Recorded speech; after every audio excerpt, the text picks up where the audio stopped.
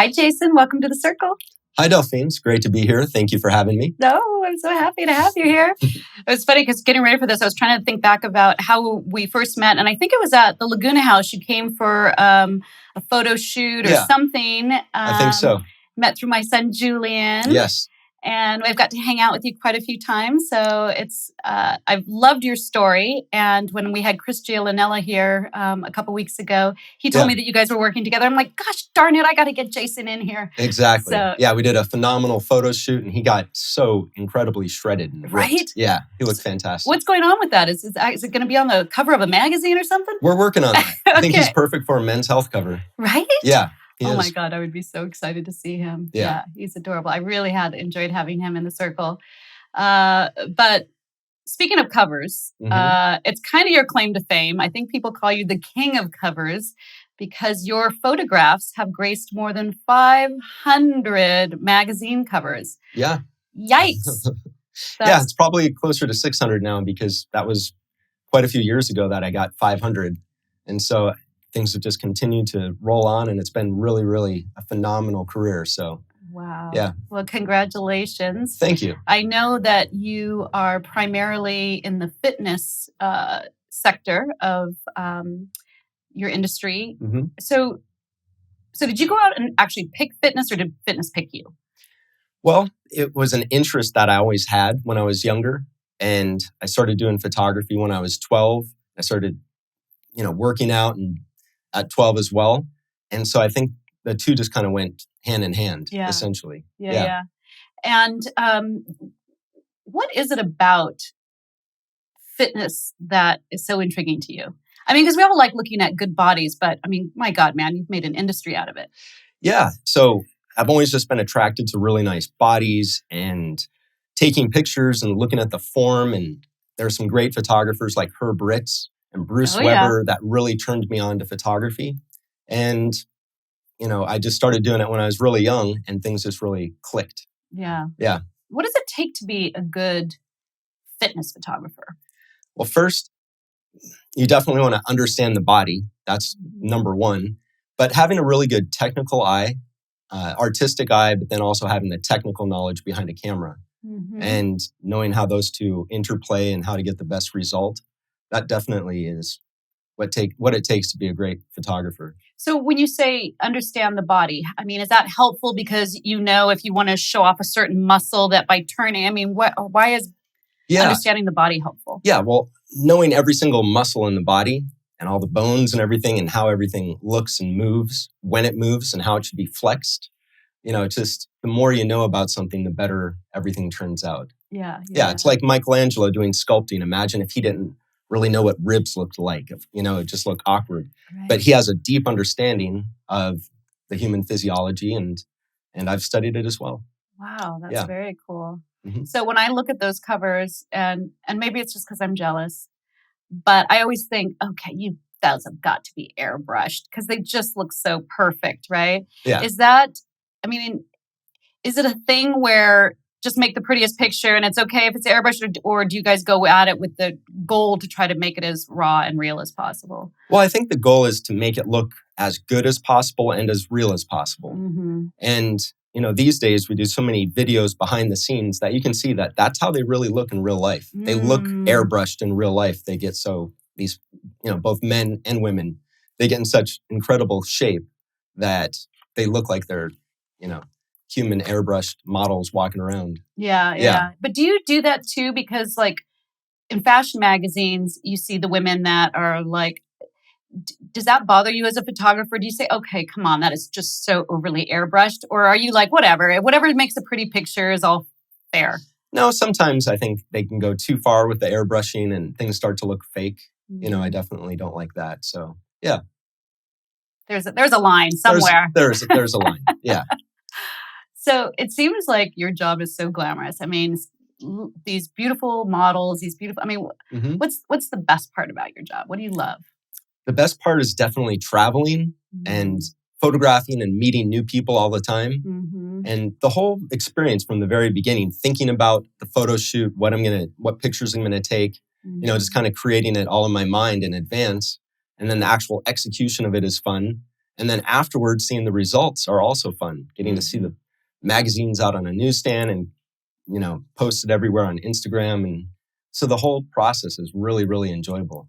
Okay, so walk us through that process. Are you getting a call from the magazine saying, this is the location, these are the models? I mean, what part of it do you choose and what part does the publication oversee? Well, it goes, sometimes I get calls from magazines wanting specific pictures at a specific location, but sometimes they'll leave it up to me.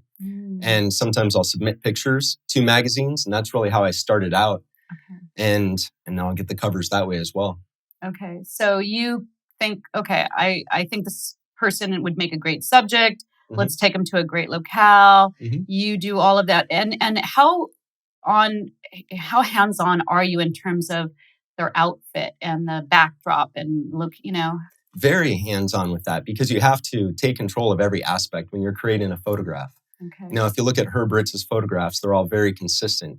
You take control of every single aspect, every little fine pixel of every single picture. Yeah. Yeah. Do you have a favorite type of model that you like to? Well, I think the commonality when you look at my pictures, they all have beautiful faces and beautiful bodies. So I guess, that's the type of model that typically works out pretty well. It's funny because I did a very short stint of modeling myself. And I could see that. It was tough. It was really hard. People, I think they look at these pictures and you guys make them look like they're so easy and everything, but it can be long hours and trying to look natural when you're not really in a very natural set. Yeah. Do you usually work with professional models or where are you finding your models? Yeah, a combination. I would say it's about 50-50 these days. 50% are professionals and then others are kind of intermediate, as far as modeling. So, yeah. Well, now it seems like with the proliferation of all these gyms popping up, right? Like CrossFit has turned every Joe and Jen into a fitness buff, it seems. Exactly. So I would imagine that there's probably more fitness models now than ever before. Yeah, I actually think Instagram was the biggest driver of that of all time. Because around 2013, 14, Instagram emerged and then everybody was posting selfies. And then that's, I think, when the big fitness revolution really came around. Wow. And so I think that was a real driver that really helped proliferate everybody's desire for pictures and content and video. Mm-hmm. So now everybody, has some type of YouTube page or something. That's so true. Yeah. Now, has that had a negative impact on the publications of fitness or has that had a positive impact? Well, overall, it depends which publication you are. But I would say overall, it kind of switched from more print to digital, kind of brought the magazines to life in the terms of video. Mm-hmm. So I think that it probably diluted some of the power of some of the big publications because you could see a lot of the content in YouTube videos and that type of thing. So, yeah, that's what I think happened. Yeah. Now, when I think about sports magazines, I think of Sports Illustrated, but that's different than the fitness type stuff. Have you done any work with Sports Illustrated? Not Sports Illustrated, but I've shot a lot of swimwear catalogs. Oh, okay. Yeah. Over in Maui, I've shot a lot over there. And in fact, one of the pictures from one of the shoots in Maui ended up a poster. It was the #1 best-selling poster in the college market. It's called Beach Bums. And so It was two girls in swimsuits holding surfboards. And it was actually, originally, it was for this catalog, the swimwear catalog. But I thought, this would make a perfect poster as well. I submitted it to this company, Pyramid America, and it went on to sell millions and millions of copies. Wow. Yeah. So how does that work for the photographer? Because I know photographic rights is a really big deal, right? Yeah. And especially now with social media and everybody's pictures getting forwarded and traded around. Yeah. How do you protect your rights on something like that? Yeah, I've got a good story. I was in Grand Cayman. I kind of took an early retirement when I was younger, thought I made it.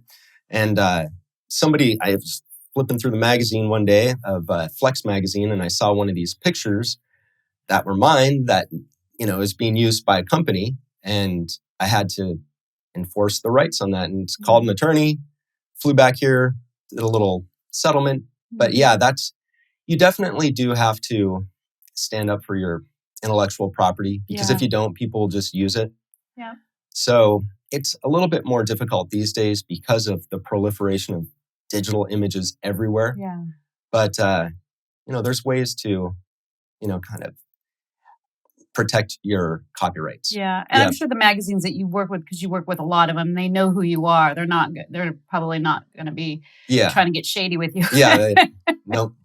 In fact, I think that was one of the things early on. You kind of have to set a tone too, because people will learn like, oh, which photographers care about the rights and which ones don't. I mean, as a photographer, that's your bread and butter just in terms of your income and your livelihood. So it only makes sense to protect your rights. Yeah. So how much money is in this industry? I mean, I feel like I think about photographers, and you always kind of have like this starving artist mentality. And Weiland's book actually is like, "Don't be a starving artist," is actually the title of his book, because he's teaching artists, own your brand, create your brand. Mm-hmm. You've obviously created a very big name for yourself. Are most photographers starving, or is there money to be made as a photographer? Well, I think since I've come into the fitness photography realm, I've made all the other fitness photographers starve. Oh, Sorry to say. Yeah. Well, I guess if you're that good, what are you going to say, right? No, there is definitely some good money in it. Mm-hmm. I mean, for Peter Lik, for example, one of the we all seen his photography. It's like $50 million a year. Right. There's a lot, and it's Annie Leibovitz is another one up there, probably $20 million a year. Yeah. So there's a lot of money in photography, depending upon what you do and how good of a business person you are. So, it really just depends what avenue you take. I've sold art, I've sold posters, obviously a lot of commercial photography in terms of magazines. Mm-hmm. So, but yeah. Is there a type of photography that you haven't done but would still be interested in doing? Well, I've done pretty much every type of photography there is, pretty much. Yeah. Really? Yeah. Have you done nude work? Any work for like... Yes. Yeah? Yes. And how did that go? Really well. Yeah. I mean, but they're more artistic. Yeah. Yeah. In fact, I have one in my house that's everybody's laying in the sand and they're like kind of half covered with sand. Mm-hmm. Shot it down in Dana Point by Ritz-Carlton. And it's everybody always compliments it when they walk in. So that's cool. I love black and white and just, seeing the forms and lines and shapes. Just something that evokes an emotion. Yeah. Oh, I want to see that. That sounds really cool. Yeah, I'll show it to you. Great. Maybe we can pop it up here on the screen. I can send it to you. Yeah. We're doing that with the show, starting your show. All right. So, that's going to be fun. Well, it's funny because I was thinking about that. Like, it seems in the last 10 years, like boudoir photography has become so popular, right? And bodies come in all shapes and sizes. Everybody's not a fitness model, right? But everybody wants to feel glamorous, to feel beautiful, to have maybe that photo of themselves. What do you think about that? I mean, as a professional photographer of body image, does that like make you cringe when you see that? Or do you think it's cool? Or what are your thoughts? In terms of boudoir photography, I think it's fine. I think to each their own. I mean, everybody has their own opinions, and I think the human body is beautiful. So I definitely think it should be photographed and enjoyed and appreciated and respected. Yeah. Well, that's good. Yeah. You're not cringing. I'm so happy. Yeah, of course. Do you have a preference? Do you prefer to shoot women or men, or you don't? Either is fine, or what? Well, I think I prefer to shoot women. But obviously, I've had such a great career shooting both men and women. And, it's really enjoyable. It's just a super fun career. Yeah. Yeah. So give us some scoop. Tell me about like a shoot that you've been on that things went crazy or things went super cool, or give just a little story to us. Well, one of the really cool shoots that I did was with Kobe Bryant and Karl Malone and Shaq.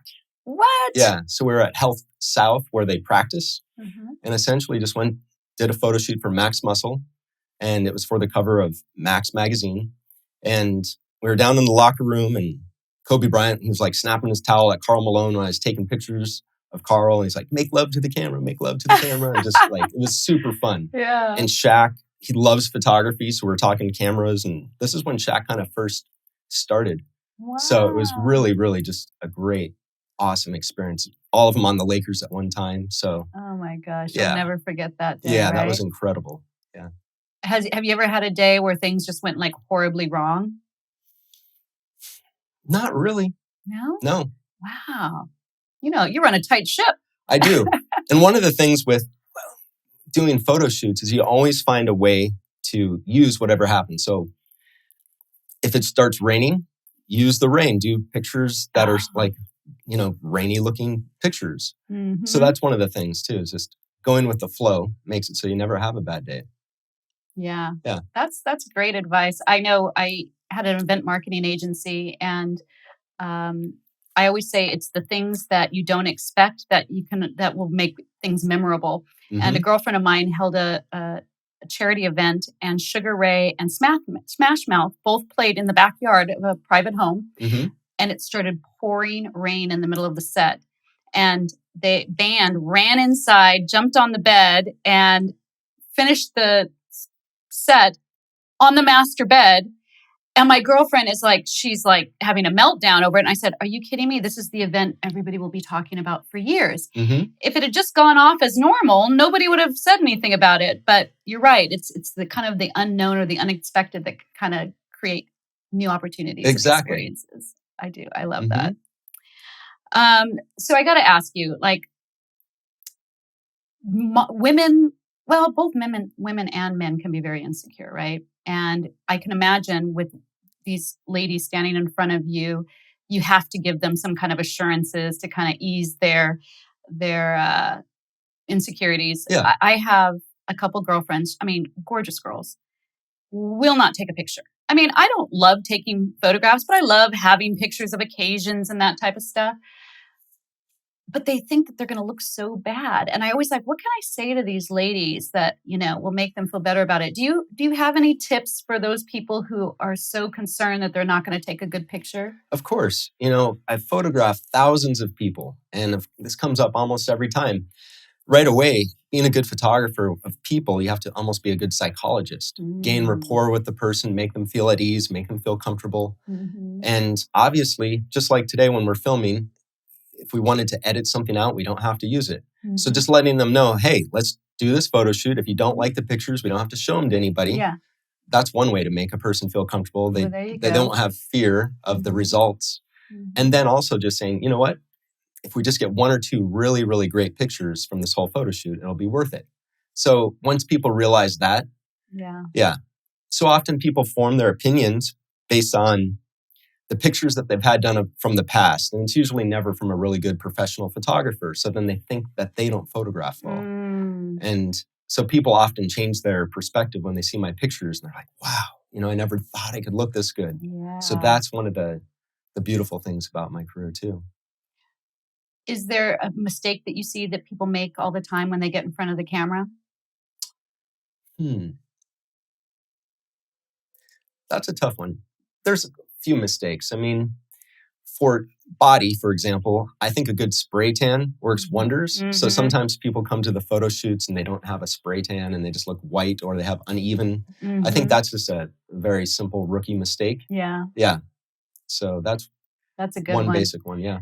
The another photographer, when I was with a group of people, said, if you don't stand that way in real life, don't stand that way in the photo. People always get these really awkward poses that they would never really stand like this in real life. And then, and then you wonder why you look awkward. Exactly. Because you don't really stand that way. Yeah. The other thing that I learned for myself too is that if you're focused on the camera, you're going to look on your face like you're focused on the camera. So I try not to think about I'm taking a picture. I always try to think about, I actually think about my kids, because my favorite time to take a picture, somebody said your best pictures are always with your kids. And I'm like, because I'm so happy when I got my boys and they're going to take a picture with mom. Like I'm just beaming happy. So every time I take a picture, I think about my kids, because apparently they make me have the best face. Yeah, so it makes you glow. Think about what happy. You like, right? Exactly. Don't think about the photo. So that's really cool. Well, and I think Renee Parkhurst, photographer, friend of Nelson's, and she did the photo shoot for my modern luxury feature. Okay. I missed it, and so Renee stepped in and did the photo. And I think we probably took about 50 pictures, and it was the very first picture that ended up being the one that we used for for the publication. Okay. And I thought about that. It's like, because the very first picture, I'm just like, I'm feeling natural. As it goes on, you get more and more tired. It's harder for you to keep your distraction going. Mm-hmm. So, yeah, I hear what you're saying. Sometimes it's not the ones you think it's going to be. Yeah. We do a little thing here called Big Questions. Big Questions. And this is an opportunity for us to dive into the inner workings of the mind of Jason Ellis. Do you have any daily routines? A lot of them, of course. So, in fact, that's one of the things with my new movie coming out. It's your daily habits. They all add up and stack up. Yes. And so I get up really early, usually around 3:30, sometimes a little earlier. 3:30? 3:30, yeah. Oh my gosh, why so early? Well, I have a belief that your productivity between the hours of 3:30 and 8:30 is really what determines your success in life, because it's uninterrupted work. It's perfect time to think. There's no distractions, nobody trying to get at you, no Nobody's text. calling you at 3:30. Exactly. And so critical thinking is absolutely what gets you ahead in life. And so typical people that wake up 9, 10 o'clock, bombarded with normal things, there's just no time to critically think. And so their life just is kind of on repeat. Yeah. Oh my gosh, I love that. Mm-hmm. So what do you do after you're up at dark 30? Yeah. Well, obviously, like I said, I go over my to-do list, if you will, prioritize, always thinking what's the highest and best use of my time. Love that. Because the more that you do that, again, the more you're going to get ahead in life. And so few people do that. Yeah. You just kind of stumble upon your day and you react to what's happening instead of setting your intention. I love that. Exactly. And it's actually, you have to do a lot of mental math to figure out what is priority. Mm-hmm. A lot of thinking goes into life and trying to make a successful life. Mm-hmm. A lot of people don't know about decision theory, decision tree analysis, all of the costs and benefits of every decision you make, what's going to happen from each one, and be able to think long term. Is that the time that you work out as well? Sometimes I will. Sometimes I'll work out around 6 or 7. Okay. Yeah. So really all that time is just thinking? You're not even like making smoothies and doing exercises? No, coffee and thinking and working and communicating, email. Wow. Yeah. Well, that's good stuff. I love that. And that's kind of a form of meditation too. Getting up early and just having coffee. That we all know that feeling. Yeah. Having coffee, just relaxing and waking up. Yes. Yeah. No, that's good stuff. I love it. I just could stay in bed a little bit longer, I think. Tell me that's something that people would be surprised to know about you. Well, I read a lot. I've read over 10,000 books, and that was when I was much younger. And I just got turned on to reading when I was really young, and I fell in love with just learning. I learned that you can dominate life.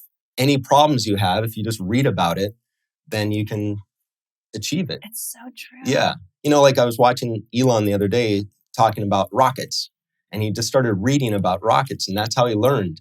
And so few people actually take time to read the books that they're, whatever career that they're interested in, to really figure things out. It's like an instruction manual to life. Anytime you have a problem, just read some books about it. Now you'll understand everything about it. Wow. So do you just read nonfiction, or do you like fiction, or what do you read? Yeah, nonfiction. Mostly yeah. fiction. Yeah. And self-help or technical books, or what type of stuff? Some self-help, like Tony Robbins, definitely one of my favorite authors of all time. Love Tony. Of course. Tony, we love you. Yeah. Yeah. And anything to do with business, marketing, branding, because all of that's so critical in today's world. Yeah. Anything to do with these days as well, social media. So also psychology and philosophy. Those are like primary areas of interest. Science too. Wow. Yeah. Well, no wonder you and Nelson can talk deep. Yes. Love Nelson. All the stuff he loves to talk about. Exactly. Well, that's great. So speaking of that, has there been one book? Okay, you can't say Tony Robbins because that's too easy. That's had an impact on you or really influenced you in your life? Well, there's one marketing book, but I'm not going to give away the secret. It's really, really the best marketing book that changes everything once you learn about it. So wow. Yeah. And you're not going to tell us, you little stingy thing, you? Yeah, I know. I will tell you, that's one of the beautiful things, though. When you start reading, you start realizing how valuable the information is, because you think, if I didn't just read that, I wouldn't know this. Mm-hmm. And so you realize how critical reading is. Yes. Yeah. Are you a competitive person?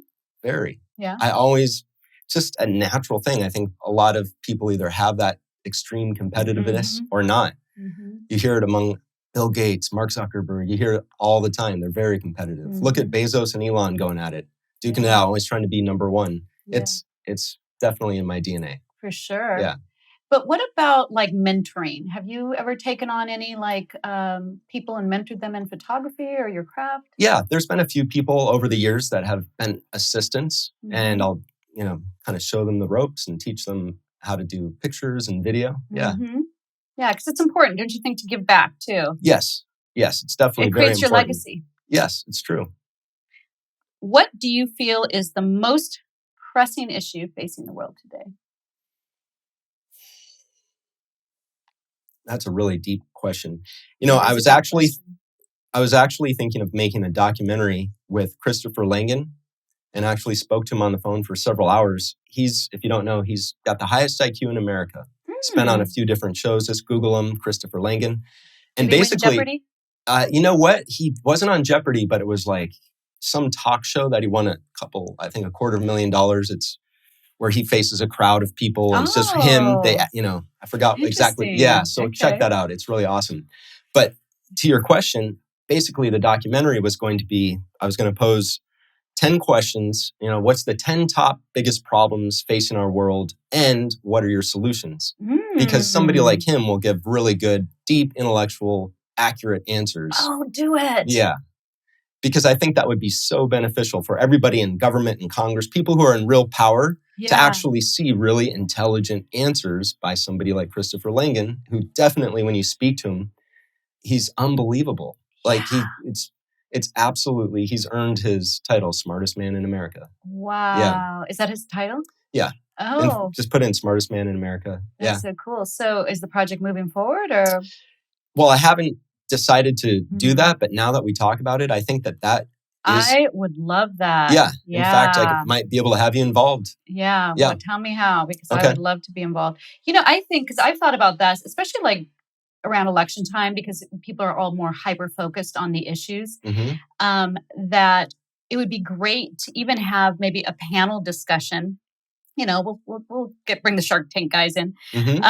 But again, go in with the topics in advance, and then let people from all different, who are successful in life, who are not motivated by money or fear, and have them debate it, and let's come up with some good solutions, because Precisely. I totally believe that that would be very helpful to our world. And also, to your point, people who are out there, especially the younger generation, who are starting to formulate their thoughts and their positions about things, to have some intelligent mentoring along those lines of thinking would be great.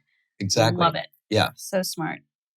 I was thinking about that too. Your industry is, more so than the other fine arts, your industry has been greatly impacted by the technological advancements and how quickly they're moving forward. I don't think, maybe music as well, but I don't even think music has been as greatly impacted as photography has.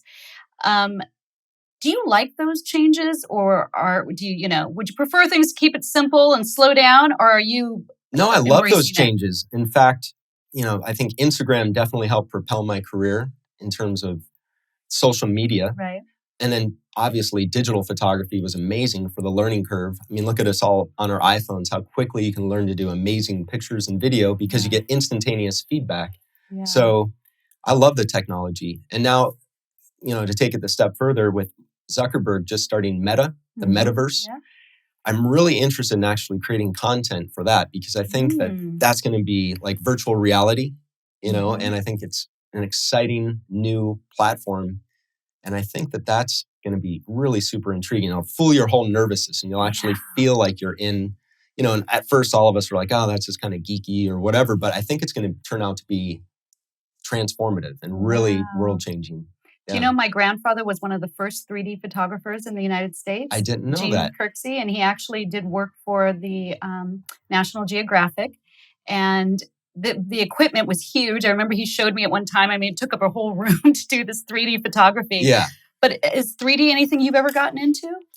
Not yet, but this is definitely a way to go. I think we're all tired of scrolling through Instagram, seeing the beautiful videos of Switzerland and all the other places over and over. It's like, okay. You know, although I still like looking at, I think we need to move on and progress. And I think that that's the natural progression. Yeah. Well, no, with our past guest, Wyland, we were talking about NFTs and how that's really kind of started changing the landscape of the artist world. Is that something you've gotten into at all? It's something I've researched a bit. I think there's a lot of people. Gary Vee talks about it ad nauseum and other people too. I'm not as big on NFTs yet because I do see the value in it, but I think that a lot of it's hype as well. And it's like, there's no reason why CryptoPunk sells for $22 million or $500 million or whatever it went for. There's no substantiation behind it. It's like the tulip mania that happened, you know? So I think it's kind of like that. There's a lot of hype and not a lot of substance behind it. Right. However, I think taking a wait and see approach, huh? Yeah, I think that it will gain mass adoption at some point. And I think that digital art will have its place, you know, but I'm just not sold on it yet. You know, just, you know, pulling something out. Look, I own CryptoPunk. You know, to me, it's just a status symbol that doesn't make sense yet. Okay. Yeah. Yeah, I think we're all there, right? We're all trying to figure it out right now. A lot of it doesn't make sense, or at least not to me. We have had some interesting guests that know a lot more about it. So I'm staying tuned. You know, it's funny because the other thing I was thinking about is not only has your camera equipment, what is your camera equipment of choice? Canon has been, Okay. Yeah. And is there a specific Canon that you love? Yeah, I was using the 1DX for a long time, and then I just got the new latest and greatest mirrorless camera, Canon, and it's amazing. The quality is impeccable. It does 8K video, so it's beautiful. Yay! Yeah, good stuff. I don't know what we got here, but I know Nelson found us some good stuff. That's how much I know about our photography. Okay, and my favorite question: tell me something you used to believe but you don't anymore. Well, that would definitely be around politics and my worldview about the way that America works and the way that the world works. I used to think much differently. Yeah. And now I think everything, you know, the curtain's kind of been pulled back and we kind of see the news outlets for what they are. They're just propaganda generating machines.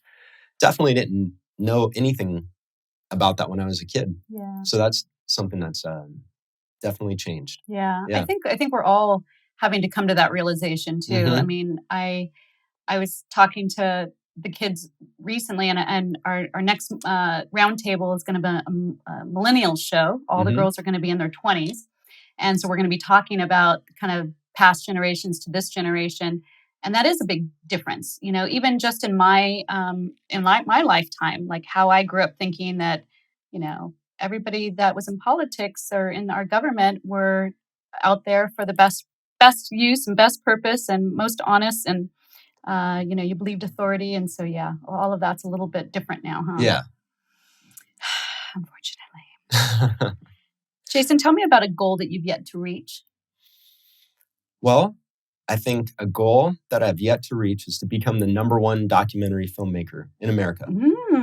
Yeah. Coming right up. Yeah. Sounds pretty good. I think if somebody like Michael Moore can do it, I think I'm capable. Yay. Yeah. I love it. All right. Well, speaking of filmmaking and reaching goals, in addition to being a world-renowned photographer, you're also a film director and producer with 3 documentary films to your credit. How did you get into the filmmaking? You have a very successful career as a king of covers. Yeah.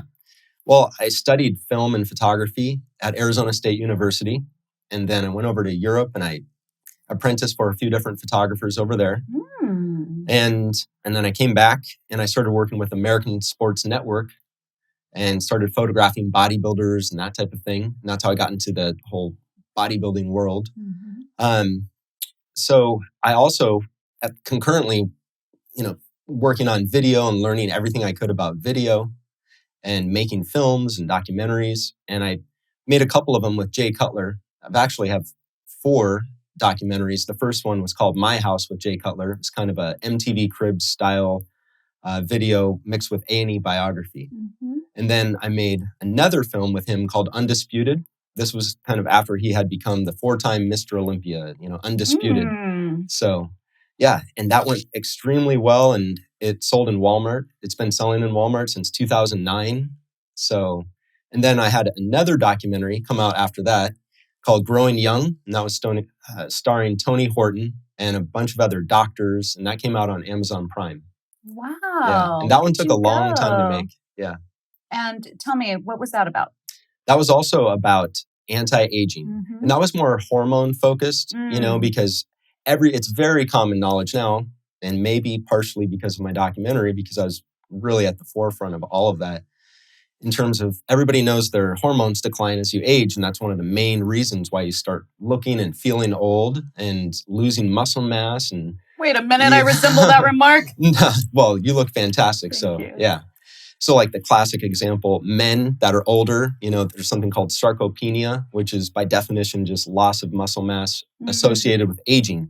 Their shoulders get really small, their belly gets big, their legs get really skinny. That's just loss of testosterone and growth hormone. And so in my last documentary, I had Dr. Life, who's an MD and a PhD, and he was taking testosterone and growth hormone. And he was 81 years old, and pulling up his shirt, he has abs. He's very famous. A lot of people have seen him on Sky Mall, and also on all the ads on television, anti-aging ads. So that's one of the secrets for men. And also, one of them. There's like one person that can be representing it. Yeah. Well, what was great about him is he was kind of the ultimate guinea pig, because according to the actuary tables, we're supposed to die as men at 78. Well, he was already well past that. Plus, he's an MD and a PhD, so he really knew what he was doing. He had a lot of credibility, and he looked amazing. I mean, nobody in previous human history ever looked like that at 80 years old. Nice shoulders and chest and abs. I mean, he looked great. So you'll definitely want to check out some pictures of him and maybe check out my documentary on that. And called Growing Young. That one was called Growing Young. Okay, yeah. Okay. Yeah. Oh, I do want to check that out. Yeah. But you have a new one. Yes. You've got a new one coming out, Aging Evolution. Tell me about this one. Yeah. This is going to be a complete game changer. So Aging Evolution, it's an amazing, fun documentary starring Mark Cuban, Lou Ferrigno, Brooke Burke, and a whole host of other celebrities, fitness celebrities. And it's amazing because you get to learn everything that you can do to look and stay younger as you age. Wow. And that's really the big thing, because these days, 78 million Americans are now getting past the age of 55, the baby boomers. And the number one thing that they all want to know about is, how do I look and stay younger? We all want to be functional. We want to feel good. Absolutely. And so, you're talking earlier about how to give back. And that was really the genesis of my previous film, was I wanted to give back by sharing the knowledge and connections that I had. I said, you know what, I can do a lot of good for humanity here. Just putting all of these people who are super knowledgeable together, and then they can share all of their secrets. Yeah. And so the last film did that. And then this film's really, really great with that as well. Okay. So give us a new tip, maybe something that we haven't heard before, because I know there's a lot of information out there. So wet our whistle a little bit. Well, maybe you'll have to watch the movie to see it. Oh, Aging Evolution, you'll have to check it out. How do we check it out? It should be out on Netflix soon. We're right now in distribution and negotiating with them. Oh my gosh. Yeah, so this Friday, as a matter of fact, we'll have a follow-up conversation, and you still have to work out all the legal technicalities. And that's one thing anybody who's looking to get into film realize it's a long road. It's kind of like getting braces. It takes a long time, but the results are amazing. Yeah. But it just takes a long time. You have to be very patient. Yeah. It takes several years longer typically than you think. Wow. Yeah. So how long have you been working on that film? This one, 3 years. The one previous, it was about 5 to 6 years, like beginning to end. And it just took forever to get that distributed. So, oh my gosh. Yeah. Well, I'm super excited. So do you plan to have any type of theater distribution, or all straight to home viewing? I wouldn't mind if it was distributed in a theater. Yeah. I think that home streaming is probably more applicable to this. Okay. Yeah. More of a documentary type I think genre. But But I just want to go to like a preview or something. Yes. Can we walk the red carpet, Jason? Yes, we'll have a premiere. I had a premiere for my last film. Okay, cool. So this one will be great. And so, with Mark Cuban and all the celebrities there, it'll be probably have a couple different premieres. Wow, Yeah. that would be cool. Now, how did you attract Mark Cuban to this kind of project? Yeah, so my friend, my producer friend, Phil Dotson, he's good friends with Mark. And he was the one who actually hired me to direct this film because he saw my last film on Amazon. And so that's how that came about. And Mark was really great. We filmed for 4 hours, and he's just, what you see is what you get. He's a super down-to-earth man, extremely smart, just unbelievable. Just common sense is just amazing. Yeah. And he's real and he genuine. looks great. So I'm sure that any tips he has about how to stay looking good and being young, I sign me up. Yeah. Well, part of it is each person in the film kind of has their own angle. His angle is he actually had a heart condition called AFib. And so he's now 62. And so from that point, he really got in tune with his health because he has daughters that I think are teenage daughters. And he wants to obviously stay alive and healthy and well and be the best father he can be. And so he really took a turn and really focused on his health. And so he shares a lot of his secrets. And of course, there's some technology, because he's Mark Cuban. Right. Some technology worked into his whole formula for fitness and health. So, you'll be able to identify. You'll probably like Brooke Burke, probably the most, because you're like her. Yeah, and that's the thing. I think every person will identify with a few different characters in the film. And I think it's going to be a real big game-changing film. Oh my gosh, I'm so excited. This is awesome. But I've heard that this is not enough. You are already in pre-production for another film. Tell us about what you got coming up. Yeah, so this will be my first feature film in pre-production, Sgt Lionheart. It's starring C.T. Fletcher. And so it's basically kind of a Dirty Dozen style film where C.T. is in charge of putting together the 12 top people, kind of like Ocean's 11. You know how get the best group of people to go rob a bank or whatever they did there. And so anyway, he's going to take out a leader of a country. I won't say which country right now, but you'll see in the film. And it's going to be very, very entertaining. And I might just decide to shoot this in a 3D format. So we'll see. Ooh, because I think, cool. So we'll see if that's something that there's going to be a marketability for right away. If enough people will have, Oculus or whatever it is, that they'll be able to watch it. IMAX. Yeah. That would be cool. Yeah, IMAX would be amazing. Well, our biggest IMAX filmmaker, Greg McGillivray, is a Laguna Beach guy. Really? In Laguna, Oh, McG? Yeah. Yeah. He'd be a good person to collaborate with on that. In fact, I guess Wyland is friends with him as well. So I just love our little Laguna community, right? We have an amazing group of people here in Laguna Beach. We sure do. It's awesome. Yeah, we had Peter Blake here last week, and he likes to talk about Laguna. He's a big advocate of Laguna. So I feel like I've got all my Laguna friends in your circle. All my circle. Yeah. So how do you find time now? Are you just going to put the photography work on hold and focus on films? Are you going to go do both? Or I still do both, but less photo shoots, but I'm still cranking out covers on a monthly basis and I'm still doing photo shoots. Wow. So, but it's definitely more, I pay a lot more attention to my time allocation. So, Well, that's been wonderful. Jason, is there anything else you can tell us? Is there any stone we haven't turned over? Oh, there's a plethora. But maybe Nelson can interview me and we'll talk really deeply about all the deep subjects of life. Right? Yeah. Yes. Yeah. I know that's something you like to talk about.